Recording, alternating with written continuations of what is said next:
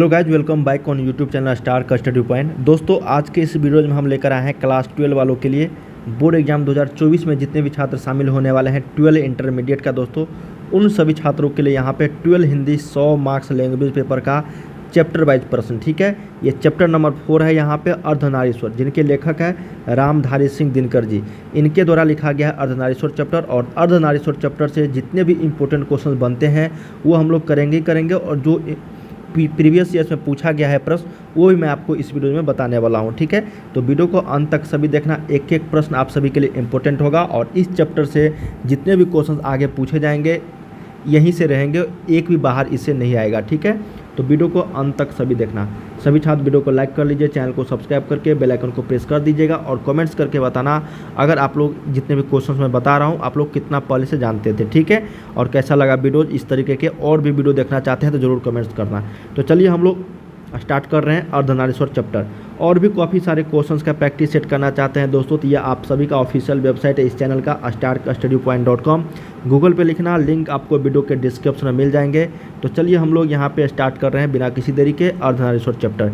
मैं आपको पहले भी बता रखा था दोस्तों कि जो भी मैं आपको चैप्टर बताऊँगा उनसे पहले मैं आपको यहाँ पर जो लेखक हैं उनका जीवन परिचय या फिर लेखक परिचय हम लोग जानेंगे, क्योंकि जीवन परिचय जो से काफ़ी सारे क्वेश्चन आप सभी के एग्जाम्स में पूछ दिए जाते हैं उठा के। बस कुछ नहीं करना है दोस्तों आप लोगों को, जो भी रामधारी सिंह दिनकर इनके यहाँ पे लेखक हैं ये, ठीक है, इनके बारे में जो भी चीज़ लिखा गया है नीचे बस आप लोग को एक बार रीडिंग दे देना है और इससे रिलेटेड देखना आगे कितने क्वेश्चंस अभी ही रहेंगे। एग्जाम की तो छोड़ो, अभी कितने क्वेश्चंस आप सभी को आ जाएंगे अभी जो मैं आपको बताने वाला हूँ। तो चलिए हम लोग रामधारी सिंह दिनकर जो लेखक है अर्धनारीश्वर चैप्टर के उसके बारे में जानते हैं, उसके बाद हम लोग क्वेश्चन आंसर करेंगे। ठीक है, देखिए जन्म अगर पूछा जाएगा तो जन्म लगाना है आपको 23 सितंबर 1908 ईस्वी को, 23/09/1908। ठीक है, कहाँ पे हुआ था, सबसे पहले इसका मृत्यु देख लेते हैं। निधन, तो निधन हुआ था 24 अप्रैल 1974 को। ठीक है, निधन ये जन्म है, जन्म और निधन 1974 को। ठीक है, हमेशा जन्म ही पूछा जाता है।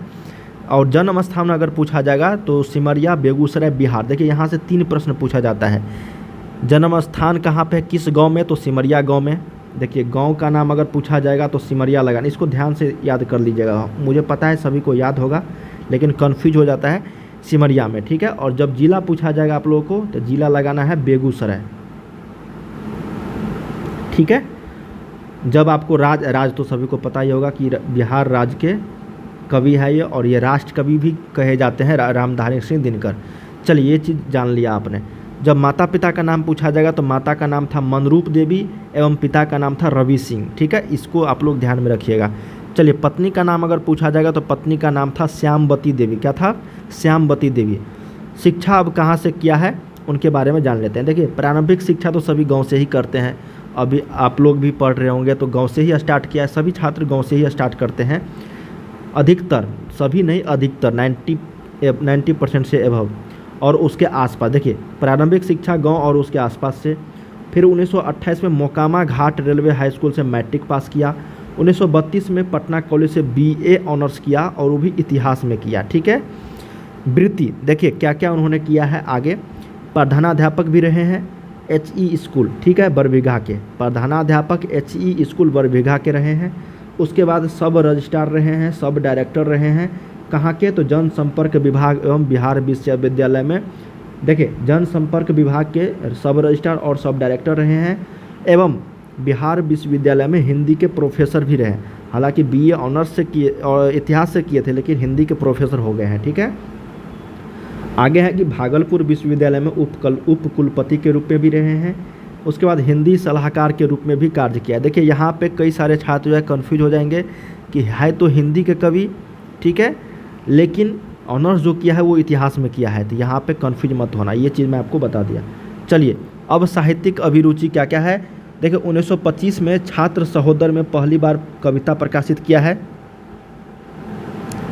ठीक है, और कितने वर्षों में यहाँ पे पूछा गया देखो। उसके बाद देश पटना, प्रकाश बेगूसराय, प्रतिमा कनौज में, छात्र जीवन में अनेक रचनाएं प्रकाशित। 21 वर्ष की अवस्था में पहली कविता पुस्तक प्रणभंग प्रकाशित हुआ है। कितने वर्ष की अवस्था में, तो 21 वर्ष की अवस्था में। ठीक है, कृतियाँ उन्होंने क्या क्या यहाँ पे लिखे हैं देखो। प्रमुख काव्य कृतियाँ प्रणभंग 1929 में, रेणुका 1935 में, हुंकार 1938 में, रसवंती 1940 में, कुरुक्षेत्र 1946 में, रश्मिरथी 1952 में, नीलकुसुम 1954 में। ये सारे पॉपुलर है इसलिए नाम दिया गया। इससे कई सारे और भी चीज़ लिखे हैं। उर्वशी 1961 में, परशुराम की प्रतीक्षा 1963 में, कोमलता और कवित्व 1964, हारे को हरिनाम 1970 आदि। प्रमुख गद्य कृतियाँ, ये तो काव्य कृतियाँ था, ठीक है। अब गद्य कृतियाँ देखो, मिट्टी की ओर 1946 में, अर्धनारीश्वर जो आप लोग चैप्टर अभी पढ़ रहे हो वो 1952 में लिखा गया था। संस्कृति के 4 अध्याय 1956 में, संस्कृति के 4 अध्याय पर इनको साहित्य अकादमी पुरस्कार अभी जस्ट हम लोग पढ़ेंगे आगे। देखो, काव्य की भूमिका 1958 में, वट पीटल 1961, शुद्ध कविता की खोज 1966, दिनकर की डायरी 1973 आदि। पुरस्कार क्या क्या मिले हैं समान देखो, संस्कृति के 4 अध्याय पर साहित्य अकादमी पुरस्कार मिला है और उर्वशी पर भारतीय ज्ञानपीठ पुरस्कार मिले। ये 2 चीज़ आप लोग को याद रखना होगा, ठीक है। देखिए, संस्कृति के 4 अध्याय पर इसको साहित्य अकादमी पुरस्कार मिला था और उर्वशी के लिए उसको भारतीय ज्ञानपीठ पुरस्कार से सम्मानित किया गया था। राज्यसभा के सांसद भी रह चुके हैं, पद्म भूषण एवं कई अलंकारों से सम्मानित, राष्ट्रकवि के रूप में समादृत, ठीक है। ये सब चीज़ था दोस्तों इनके जीवन परिचय के बारे में। उम्मीद करते हैं जितने भी चीज़ मैं आपको बताया हूँ वो सारे के सारे आप लोग यहाँ पे देख लिए होंगे अच्छे तरीके से। अब हम लोग यहाँ पे क्वेश्चन आंसर करेंगे तो आपको और भी अच्छे तरीके से समझ में आएगा, ठीक है। चलिए, आपको बुक पढ़ने की ज़रूरत नहीं है दोस्तों। जितने भी मैं आप लोग को चैप्टर बता रहा हूँ हिंदी और इंग्लिश का बताऊँगा, आपको बुक पढ़ने की बिल्कुल भी ज़रूरी नहीं है, ठीक है। सभी चैप्टर से जितने भी क्वेश्चंस बनते हैं वो मैं आपको पूरे के पूरे बता दूंगा। आपको हिंदी और इंग्लिश का टेंशन नहीं लेना है, ठीक है। चलिए, पहला प्रश्न देख लेते हैं और कहीं भी एक भी पैसे देने की ज़रूरत नहीं है, फ्री ऑफ कॉस्ट में दोस्तों आप 50 में 50 ऑब्जेक्टिव लेकर आ सकते हो। अगला है पहला प्रश्न, नारी और नर एक ही द्रव्य की ढली 2 प्रतिमाएँ हैं, यह पंक्ति किस शीर्षक पाठ की है। देखिए, अर्धनारीश्वर नाम ही है अर्धनारीश्वर। अर्धनारीश्वर में आधा नारी और आधा नर, ठीक है। पार्वती और यहाँ पे बताया शिव और पार्वती का कल्पित रूप है, ठीक है, अर्धनारीश्वर चैप्टर। तो ये नारी और नर एक ही द्रव्य की ढली 2 प्रतिमाएँ हैं, यह पंक्ति किस पाठ की है, तो अर्धनारीश्वर पाठ की है। तो क्या हो जाएगा, 1 का सी करेक्ट हो जाएगी। चलिए, सेकेंड नंबर प्रश्न देखते हैं। कहा गया है कि रामधारी सिंह दिनकर जी को निम्न में से कौन सा पुरस्कार दिया गया था। भाई, सम्मान तो दिया गया था ज्ञानपीठ पुरस्कार से भी और साहित्य अकादमी पुरस्कार से भी, लेकिन यहाँ पे है ही नहीं वो ऑप्शन। तो रामधारी सिंह दिनकर जी को निम्नलिखित में से जो 4 ऑप्शन दिया गया है, पद्मश्री, पद्म भूषण, पद्म विभूषण या फिर पद्म, तो कौन सा पुरस्कार दिया गया था, तो पद्म भूषण पुरस्कार जो है सम्मानित किया गया था। 2 का सही उत्तर क्या हो जाएगा, बी। थर्ड नंबर प्रश्न देखते हैं कि अर्धनारीश्वर पाठ के लेखक कौन है या फिर अर्धनारीश्वर किसकी रचना है। ज़्यादा समय नहीं गंवाना है इसमें, 3 का बी करेक्ट हो जाएगा, रामधारी सिंह दिनकर जी के द्वारा लिखा गया है। फोर्थ नंबर, रामधारी सिंह दिनकर जी का जन्म बिहार के किस जिले में हुआ था, तो सभी को पता है बेगूसराय में, ठीक है। अभी गांव भी आएगा तो आपको लगाना है सिमरिया। अगला है कि अर्धनारीश्वर में किस गुण का समन्वय है, मतलब किस किस युग का यहाँ पे किस किस गुण का बताया गया है इसमें अर्धनारीश्वर चैप्टर में समन्वय, ठीक है। तो नारी और पुरुष दोनों का है, तो 5 का सही उत्तर क्या हो जाएगा यहाँ पे, सी। चलिए, अगला प्रश्न देखते हैं।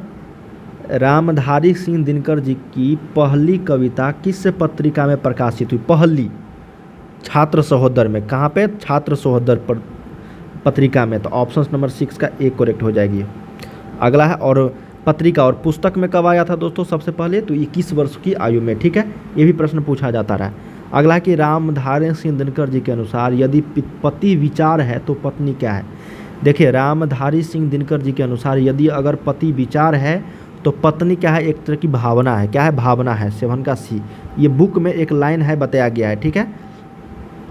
अगला, अर्धनारीश्वर का किस विद्या से संबंध है। देखिए, अर्धनारीश्वर 1956 में लिखा गया था।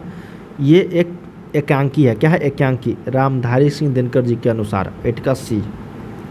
चलिए, 9 नंबर देख लेते हैं कि अर्धनारीश्वर शंकर और पार्वती किस प्रकार का रूप है, तो ये कल्पित रूप बताया गया है इसमें। क्या रूप है, कल्पना करके, तो 9 का बी करेक्ट हो जाएगा, कल्पित।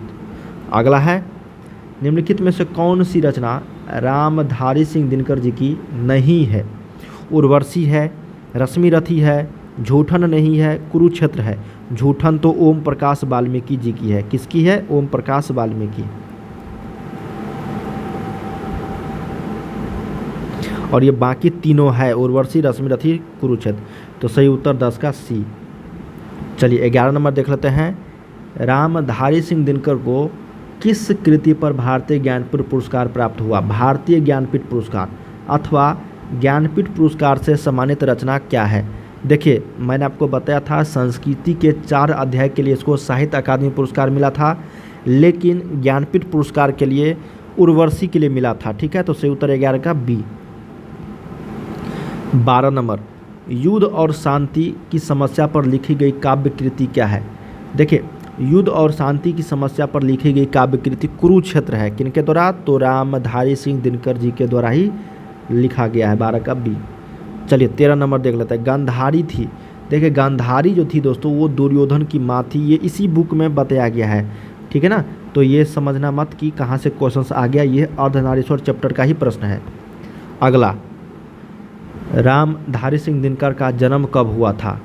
23 सितंबर 1908 ईस्वी को हुआ था। कहाँ पे?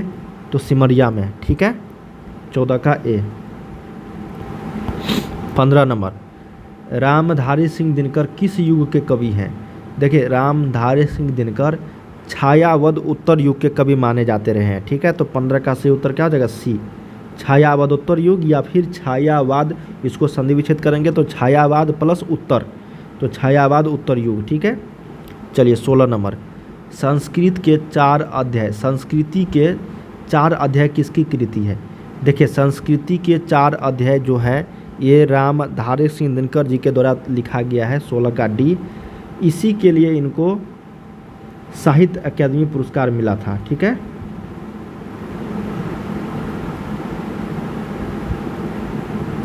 संस्कृति के 4 अध्याय के लिए। ठीक है ना, तो यहाँ पे हम लोगों ने दोस्तों 1 से लेकर टोटल 16 तक क्वेश्चंस किए हैं इस बुक से, इस चैप्टर से, अर्धनारीश्वर चैप्टर से, जिनके लेखक थे रामधारी सिंह दिनकर जी, जिनका जन्म हुआ था 23 सितंबर 1908 ईस्वी को। कहाँ पे? सिमरिया, बेगूसराय, बिहार।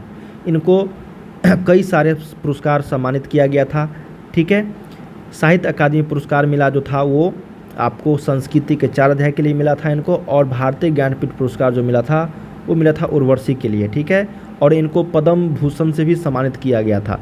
ठीक है, राज्यसभा के सांसद भी रह चुके थे ये, और इतिहास से उन्होंने BA ऑनर्स किया था। ये सब था संक्षिप्त में आपको बता रहा था, एक बार ज़रूर देख लेना अगर समझ में नहीं आ रहा है वीडियो तो। चलिए मिलते हैं हम लोग अगले वीडियो में, तब तक के लिए आप लोग और भी अच्छे तरीके से तैयारी करते रहिए। बाय बाय सभी।